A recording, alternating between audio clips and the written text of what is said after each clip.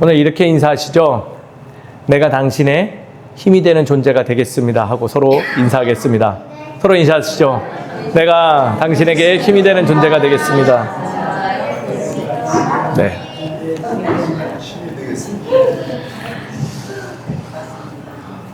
예전에 누가 그러더라고요. 주변의 지인들을 왜 하나님은 허락하셨을까라고 했더니 그냥 이거 제 얘기는 아닙니다. 하나님이 너무 바쁘셔서 혹시 놓칠까봐 그걸 잘 메꾸기 위해서 옆에 귀한 지체들을 허락하셨다 하더라고요. 문득 살아오면서 그게 맞는 것 같습니다. 하나님께서 물론 그렇게 우리가 생각하는 만큼 바쁘셔서 소홀히 하지 않으시겠지만은 어찌됐든 더 풍성한 사랑을 주시려고 옆에 지체들을 보내주신 것 같아요. 상처를 받기보다는 서로에게 힘이 되는 그런 존재로 살아가는 우리 모두 되기를 간절히 소망합니다. 말씀을 나누죠. 오늘 최연소 어린이가 있기 때문에 되도록이면 짧게 설교하고자 합니다. 기도해 주십시오. 대한민국 사회 어떤 사회일까요? 저희가 지금 살아가는 이 대한민국 사회 민주주의 사회입니다.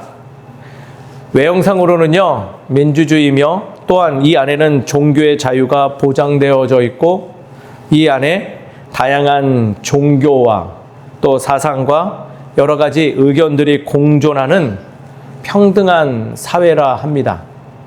그게 바로 민주주의라는 것이죠. 그러나 현실은 어떤가요?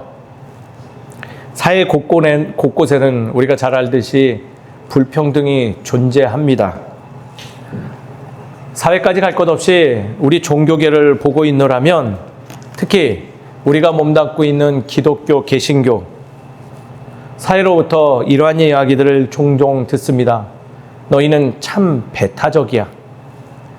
너희는 스스로 너희만 옳다고 해 라는 비판들을 최근 많이 즐겨봤죠. 거리 전도에서 전도 엽서를 나누다 보면 여지없이 꼭 한두 분이 저에게 이런 말씀을 하십니다. 앞서 말한 교회는 그러지 않잖아요. 맨날 사랑을 말하지만은 사랑하지 않던데요. 내가 상처받았는데요. 라는 이야기들을 많이 해요. 그들의 거친 말 속에서 기독교로부터 받은 차별과 배타적인 모습을 떠올리며 분노하는 모습을 발견하곤 합니다. 정녕 우리가 알고 있는 복음은 사람들의 말처럼 지금 사회로부터 지탄받는 그 비판의 이야기처럼 우리만 알고 특정인들만을 위한 것일까요? 우리는 신앙생활하면서 한 번쯤은 그 부분에 대해서 깊이 고민해 봐야 된다 생각되어집니다. 그래서 요즘 저는 이런 질문을 많이 해봐요. 스스로에게 질문하기를 기독교 복음은 정녕 배타적인 것인가? 원래 본질적으로 우리만 옳다, 우리만 구원받을 수 있다 이야기하는 것인가? 라는 질문을 던져봐요. 또 이런 질문도 던져보네요. 혹시 내가 복음을 오해하고 우리 모두가 오용하고 있는 것 아닌가라는 생각도 던져봅니다. 어떻게 생각하세요? 오늘 본문인 사도행전 13장 44절에서 47절은요 아주 일상적인 이야기이기는 합니다. 그러나 복음이 하나님께서 사도를 통해서 주어진 아니죠. 먼저 예수 그리스도를 통해서 전해진 하나님 나라의 지혜, 복된 소식, 그리고 사도들로 계승되어진 그 복음이 이제는 유대인이라는 한정적인 테두리를 넘어 이방인에게 향하는 결정적인 전환점을 보여주고 있는데요. 이곳에서 우리가 꼭 한 번쯤은 살펴봐야 될 중요한 내용이 노출되고 있음을 기억하시며 오늘의 말씀을 우리금 다시금 되새겨 보면 좋을 것 같습니다. 결론적으로 말씀드리자면 교회의 출발, 선교의 첫 발걸음은요 배타적 신앙에서 열린 신앙으로 전환되는 복음의 능력을 발견하는 자리였다라고 말씀드리고 싶어요. 무엇으로부터 무엇으로 변했다고요? 배타적인 모습에서 열려진 모습으로 전환되어진 것이 우리의 선교의 시작이었다라고 말씀드릴 수 있다는 거예요. 그것을 먼저 우리 마음에 새기고 함께 오늘의 말씀을 살펴보았으면 좋겠습니다. 말씀 보시죠. 오늘 말씀의 내용은 간단합니다. 바울과 바나바 두 사도는요, 여전히 비시디아 안디옥 회당에서 복음을 전하고 있었고, 그 복음을 전하는 열매들이 매우 좋았어요. 첫 번째 설교 후에요, 온 시민이 다음 모임에도 다시 모일 정도로 큰 반향을 일으킵니다. 한 번의 설교로, 이거 되게 부러워요. 한 번의 설교로 오늘 왔던 사람뿐만 아니라 그 사람들이 또 다른 이들을 더 데려왔대요. 저희 교회가 아직 작은 게 제 탓인 것 같아요. 그래서 어찌됐든 그러한 일이 벌어졌어요. 아주 은혜롭고 자랑할 만한 일이라는 것이죠. 근데 재밌는 일이 하나 벌어지네요. 그러한 광경을 본 누굴까요? 유대인 지도자들, 유대인 성도들, 즉 먼저 신앙생활하고 있던 이들이 바울과 바나바의 일을 반대하고 회방하기 시작했다라는 것을 드러내는 게 44절, 45절에 기록되어 있어요. 누가 회방했다고요? 공동체 안에 있는 먼저 된 자들이. 그래서 비난하는 유대인들에게 바울은 이렇게 말합니다. 하나님의 말씀을 마땅히 먼저 너희에게 전한 것이로되 너희가 그것을 버리고 영생을 얻기에 합당하지 않은 자로 자처함으로 보라 우리가 이방인에게 향하겠노라 라고 기록되어 있어요. 그게 46절의 말씀이에요. 문맥이 굉장히 어렵긴 한데 조금만 신경 써서 살펴보면 이 말이에요. 하나님께서 명하신 대로 복된 소식을 유대인 너희들에게 먼저 전하였는데 그 복음을 듣고도 스스로가 뭐 한다고요? 영생 얻기에 합당하지 않은 자, 주의 자녀 될 수 있도록 복음을 먼저 주어졌는데 그것을 스스로 거부하고 그렇지 못한 모습으로 살아가는구나. 그러나 복음은 너희 안에 머물지 않는다. 이방인에게로 여전히 향할 것이다 라고 이야기했다라는 거예요. 그리고 그 말씀 뒤에 이사야 말씀을 인용하며 더 덧붙이기를 또 말하죠. 내가 너를 이방의 빛으로 삼아 너로 땅끝까지 구원하게 하리라 라는 이야기로서 절대로 주께서 주신 그 복된 소식은 어떤 방해와 어려움을 넘어서 하나님의 의대로 세상으로 뻗어나갈 것이다. 누구를 통해서? 그 복음을 먼저 받고 그 복음에 따라 살아가는 이들을 통해서 뻗어나갈 것이다 라고 이야기하고 있다는 거예요. 이 모습은요, 단지 유대인과 이방인의 문제 아니에요. 복음을 어떻게 이해하고 누구에게 열려 있는가에 대한 깊은 신앙적 성찰을 이루어야 되는 것이 실제적인 오늘 말씀의 핵심이라는 거예요. 어려우신가요? 더 간단하게 말하면 이거예요. 하나님의 말씀을 받았다면 그것을 어떻게 우리에게 안에 녹여낼 것이며 그리고 그 말씀을 따라 어떻게 살아가야 될 것인가를 스스로 점검하는 것이 매우 중요한 문제라는 거예요. 누구에게? 유대인, 이방인 모두에게. 앞서 말씀드렸지만요, 비시디아 안디옥 교회의 복음을 전하는 일은 많은 신앙인들에게 복음에 대한 감동과 자부심을 주기에 부족함이 없는 일이었어요. 하지만 그 은혜롭고 자부심 넘치는 일을 개인의 호불호에 따라서 개인의 형편과 상황, 사익에 따라서 폄하하고 비난하는 이들이 발생하는데 그들은 신앙 공동체 외부인들이 아니라 내부인이라는 것이 놀랍고 바울의 말에 의하면 먼저 주의 말씀을 받은 자들이라는 거예요. 그런 자들이 뭐가 돼요?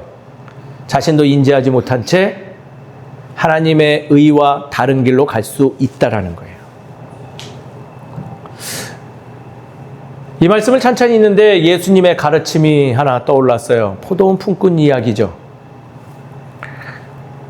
먼저 된 자들이 나중된 자를 비난하는, 나와 다른 상황의 이들을 품기보다는 나와 같지 않고 다르다는 이유만으로 예수님의 가르침과는 전혀 다른 행동을 보여주는 일, 그 일과 너무 동일해 보인다라는 거예요.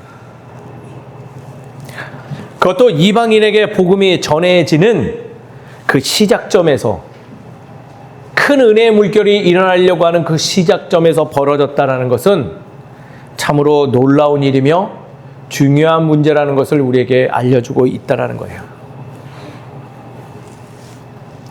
이것은 바로 옛날 이야기가 아니라 우리 시대 우리의 이야기라는 거예요. 말씀을 접하는 모든 이들에게 해당되어지는 중요한 이야기예요. 오늘날의 우리의 신앙을 저는 좀 비판적이지만 이렇게 정의하고 있어요. 한국교회를 보고 있노라면 우리만의 신앙을 하고 있는 것 같아요. 우리만의 신앙. 지금을 살아가는 신앙인의 모습이 그렇다는 것이죠. 그렇다면 다른 교회 갈 것 없이 우리 교회는 과연 열린 복음을 전하고 있는지 한번 스스로에게 묻게 됩니다. 어떠하신가요?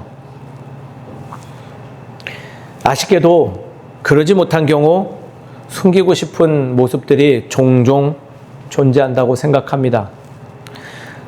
제가 정리했는데 다음과 같은 이유가 바로 그 증거되는 것 같아요. 첫 번째, 우리 안에 있는 종교적 우월감이 우리를 자꾸 그렇게 만들어가는 것 같아요. 우리는 예수를 믿으니까, 구원받았으니까 나는 좀 달러. 그러나 저들은 아니지. 나는 그러한 마음의 결들. 그 모습은요, 구원의 은혜를 제도나 그룹 소속의 문제로 축소시키는 일을 야기하죠. 즉, 우리 공동체만 중요하다는 거예요. 즉, 우리 만나는 사람들끼만 특별한 존재라는 그 옅은 결의 의식들. 두 번째, 교회 안에 내부자 중심성의 모습이 그러하다 생각되어집니다. 어려운 얘기죠. 이건 저부터가 반성돼요. 교회 안의 모든 프로그램들, 설교, 관심, 그리고 이미 신앙을 가진 모든 이들에게만 초점이 맞춰져 있어요. 쉬운 말로 오늘도 설교하지만 사실 저 밖에 있는 관심보다 이 자리에 있는 우리에게 더 관심이 큰 우리의 모습이 내부자 중심적인 모습이라 생각되어져요. 교회 밖에 믿지 않는 자들, 낯선 이들 그렇게 관심이 없어요. 그래서 그들에게 복된 소식을 전하는 것을 꺼려하는 게 아닌가 생각되어지죠. 멀리 갈 것 없이 저 스스로가 그래서 많이 반성돼요. 제가 우모에 가서 전도엽서 나누는 게 너무 싫은데 나가는 이유가 있어요. 왜 그럴 것 같으세요?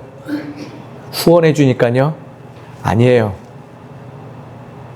그마저도 안 하고 있으면 제가 교회 밖의 상황에 관심 없는 목회자로 남아있을까 봐 의도적으로 거리로 내몰고 있다는 거예요.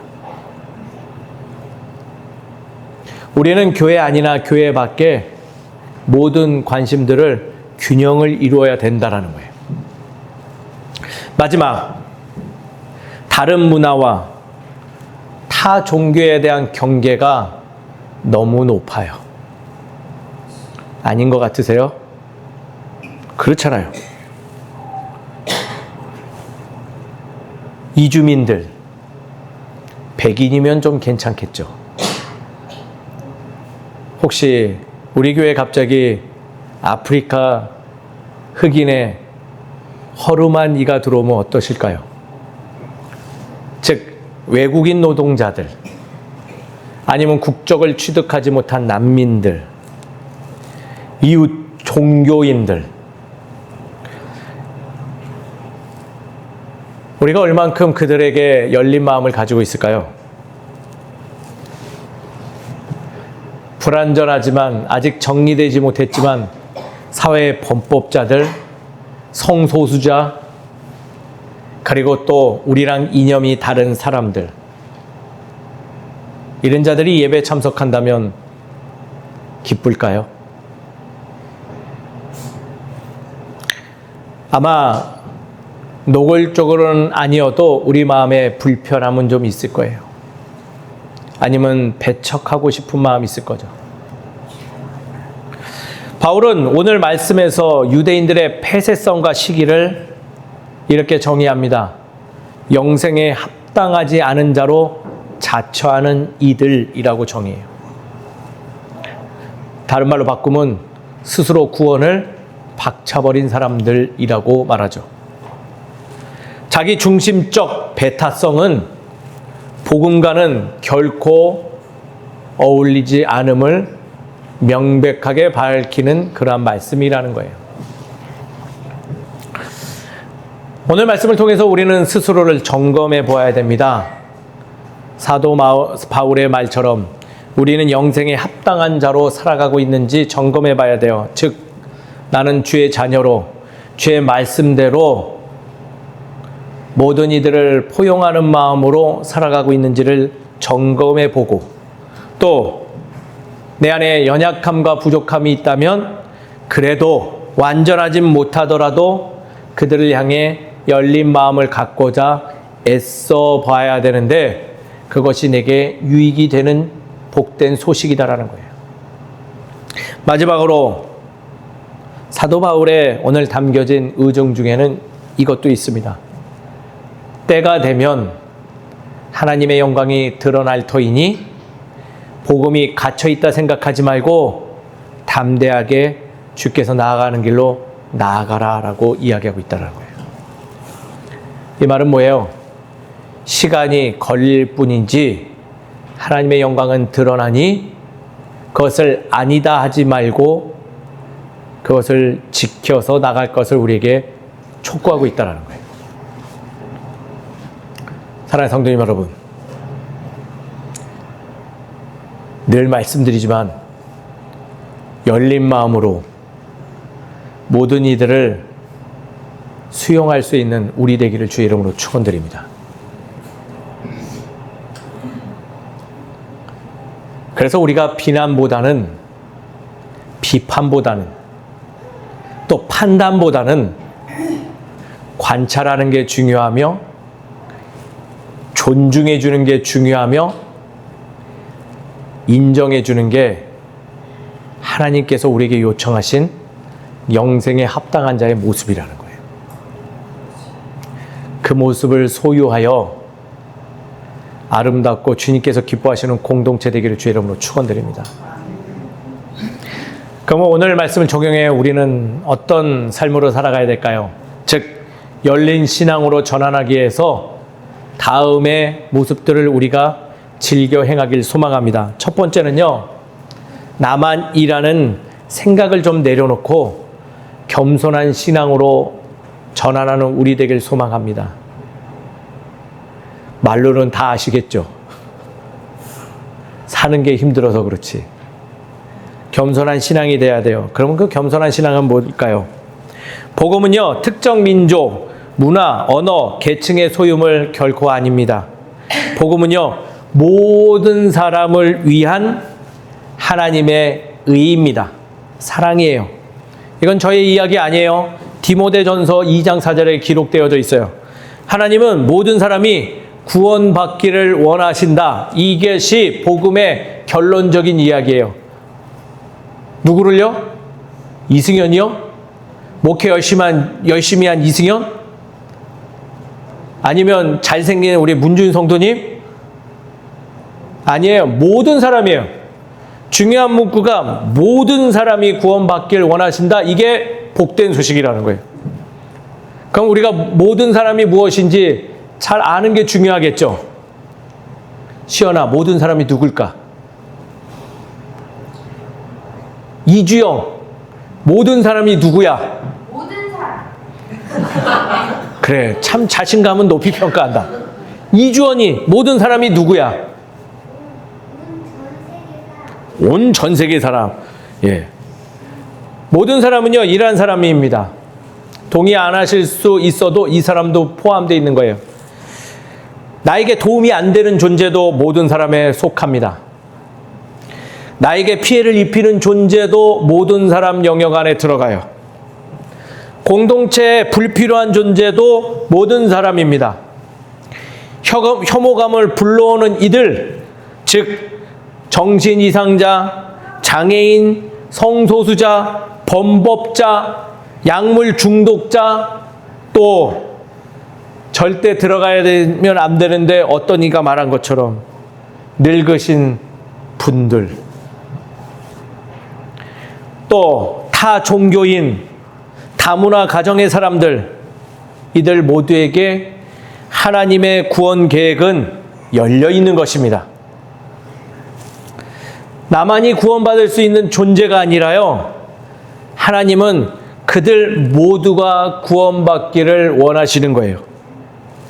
하나님은 우리에게 원수를 사랑하라고 알려주셨고, 예수님은 모든 일을 위하여 공평하게 피 흘려주셨고요, 성령님은 사도들을 통하여서 이방인들을 주의 나라로 초청해 주셨어요. 이 복음을 신뢰한다면요, 나만이라는 고압적인 자세, 교만한 모습이 아니라 우리 모두에게 열렸음을 알고 겸손한 모습으로 전환돼야 되는 것이 신앙인의 본분이라는 거예요. 사랑하는 성도 여러분, 굽신굽신 안녕하세요, 안녕하세요 하는 게 겸손 아니에요. 주의 뜻을 바로 알고 그 뜻대로 살아가는 것이 겸손한 신앙임을 기억하시는 우리 모두 되기를 주의 이름으로 축원드립니다. 그러면 열린 신앙으로 전환돼요. 두 번째, 우리의 기대를 낮추고 밖을 향한 마음을 높여야 될 때입니다. 무엇을 낮춘다고요? 우리 마음의 기대들을 낮추고 밖을 향한 마음을 높여야 돼요. 교회를 성장하지 못하는 이들은 어떤 존재인가요? 교회 성장하지 못하게 하는 이들. 왜 꿀먹은 벙어리가 되셨을까요? 교회 안에 오래된 이들입니다. 새로운 사람 아니에요. 교회 안에서 많은 봉사를 감당하는 이들입니다.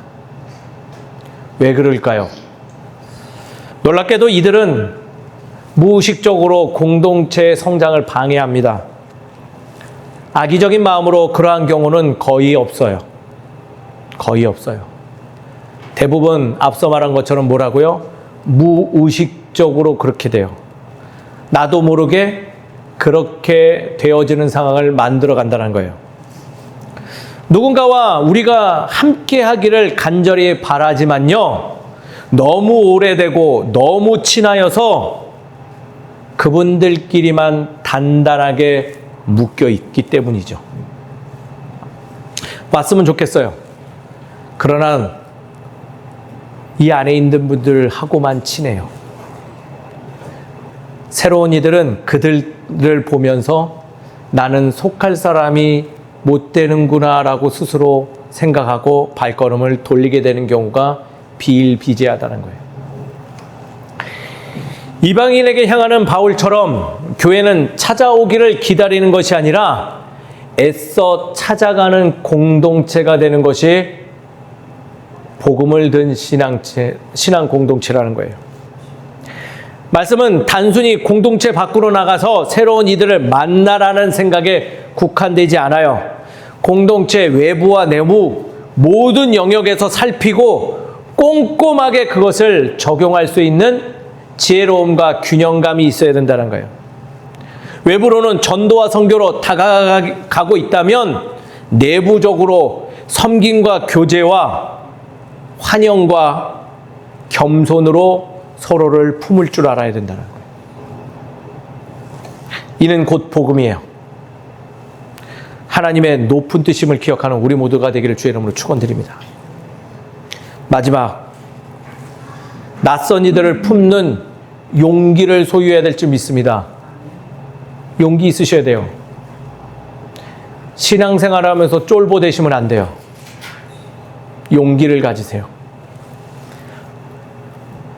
다른 이들, 다른 언어를 쓴 이들, 다른 종교를 가진 사람, 나와 다른 모습의 사람들, 경계의 대상이 아니라 하나님께서 사랑하시는 존재로 복음을 전해야 되는 대상자들이에요. 겁먹지 마시고 경계하지 마세요. 다가가세요. 그들 곁에 있어도 그들처럼 되지 아니합니다. 주님이 그렇게 놔두지 않으세요. 믿으세요. 우리는 일상 안에서 나와 다른 이들 늘 마주합니다. 근데 쉽게 변하시던가요? 안 변해요. 내가 속한 안전지대에서 바깥으로 파송되는 삶은 늘 우리가 살고 있는데, 우리는 그래서 알게 모르게 용기를 발휘하고 사는데, 우리는 스스로 용기 없다 생각하여서 겁먹고 다가가지 못하는 경우가 너무 많다라는 거예요. 주께서 우리 안에 용기 주셨음을 믿으시는 우리 모두가 되기를 주의 이름으로 축원드립니다. 할 수 있어요. 적당하게, 무관심하게 방관하지 마시고요. 용기를 가지고 기회가 닿는 대로 찾아가시고 그들을 향하여 담대하게 복된 소식을 전하십시오. 보여주세요. 복음의 대상으로 여기고 나의 삶을 통해서 주는 살아계심을 보여주는 것, 그게 용기 있는 거예요.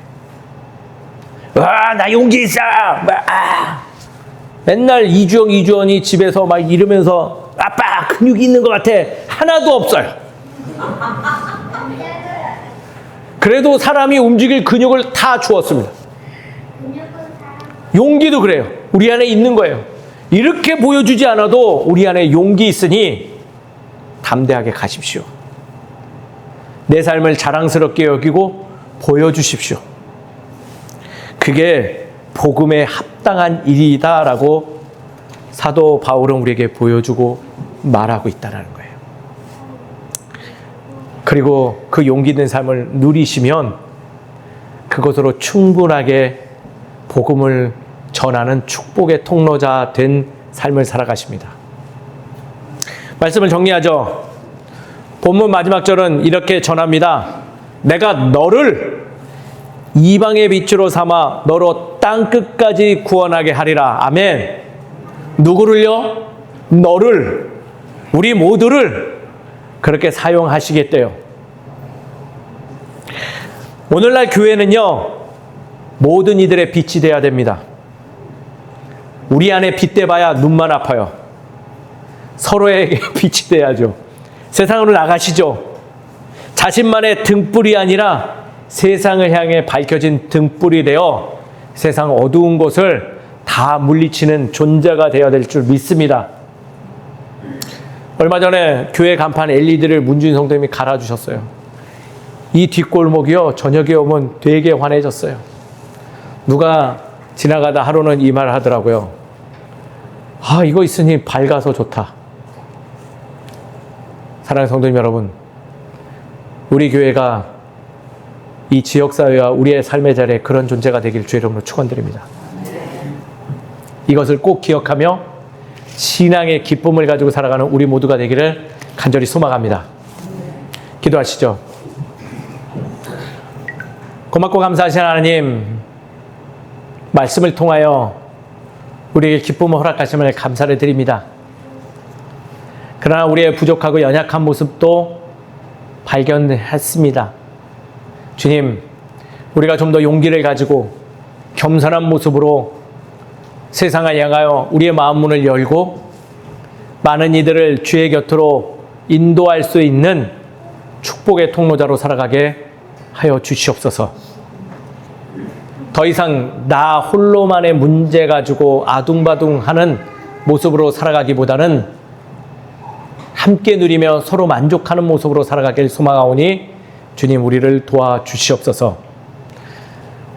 오늘 우리 예배를 통해서 또 만남을 통해서 기쁨을 허락해 주심을 기억하며 세상에 나가 우리도 그러한 존재로 되길 소망하오니 우리를 사용하사 주의 형상을 세상에 선포하여 주시옵시고 우리가 준비한 그 예물을 통하여서 참으로 올곧고 바른 곳에 사용되어질 수 있도록 주님 인도하여 주시옵소서. 이 모든 것을 주께서 허락하실 줄 믿사옵고 사랑이 많으신 예수 그리스도의 이름으로 기도드립니다. 아멘. 우리 다 함께 자리에서 일어나 예수 신경하심으로 그리고 축도함으로써 예배를 마치도록 하겠습니다. 네. 다 함께 예수 신경 외치겠습니다. 이스라엘아 들으라. 주 곧 우리 하나님은 유일한 주시라. 내 마음을 다하고 목숨을 다하고 힘을 다하여 주 너의 하나님을 사랑하라. 그리고 내 이웃을 내 자신과 같이 사랑하라. 이보다 더 큰 계명이 없느니라. 아멘. 축도하겠습니다. 지금은 우리 주 예수 그리스도의 은혜와 하나님의 사랑과 성령님의 교통하심이 이제는 세상 속에서 주의 형상을 드러내며 살아가겠다. 열린 신앙의 자세로 전환하기를 결단하는 이 자리에 있는 모든 성도들 머리 위에 가정과 직장과 삶의 터전 위에 이제로부터 영까지 함께 해주시기를 간절히 축원하옵나이다. 아멘.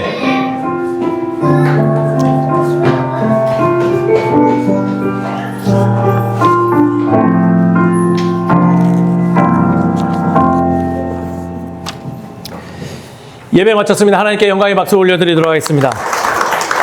자리에 앉겠습니다. 광고사항 전달하겠습니다. 모임 안내입니다. 금요 모임과 토요 모임이 늘 존재합니다. 참고로 바로 그저께였죠. 금요 모임 때 정말 많은 수가 와주셨어요. 그리고 큰 힘이 되었습니다.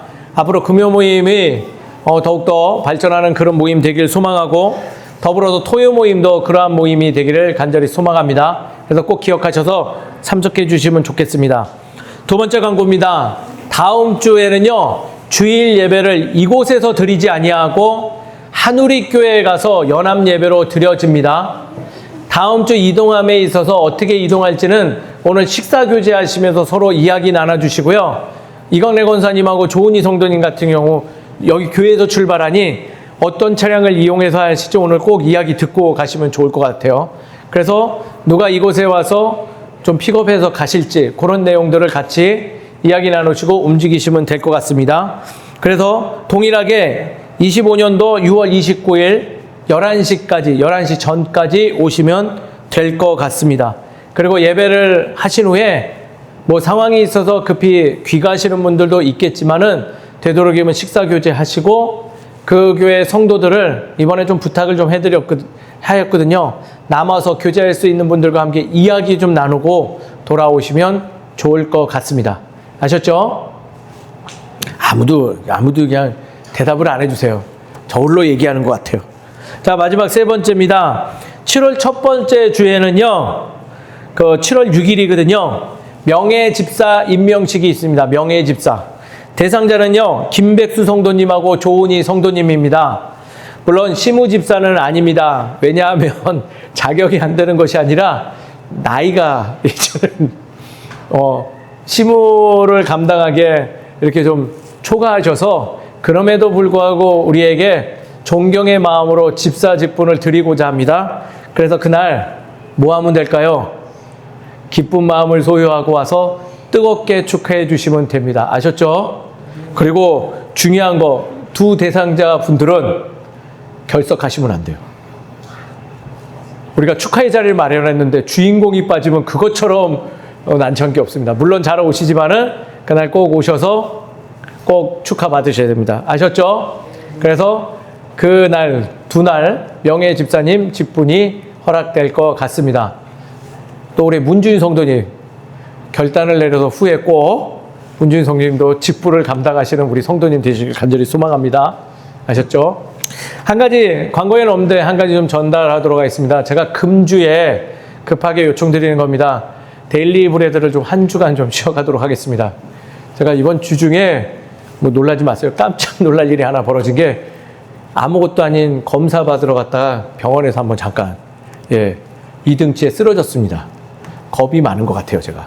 그래서 약간 좀 쉼의 시간을 갖고자 합니다. 데일리 브레드 그게 뭐 대수냐 하는데 좀 신경 쓸 게 많이 있습니다. 그래서 그 돌아오는 한 주는 여러 가지 좀 제가 조절하는 주간을 좀 갖도록 하겠습니다. 그래서 잘 이렇게 좀 시간을 좀 주셨으면 좋겠고요. 검사한 결과가 내일 나오는데 기도 부탁드리겠습니다. 죄송합니다. 제가 심력 끼쳐드려서. 광고 마쳤습니다. 식사 교제하고 돌아가시죠. 감사합니다. 마지막 하나 더. 박시우 어린이가 곧 100일입니다. 100일 떡을 준비해서 우리 이렇게 준비했으니 가실 때 꼭 챙겨 가시면 좋을 것 같아요. 아셨죠? 감사합니다.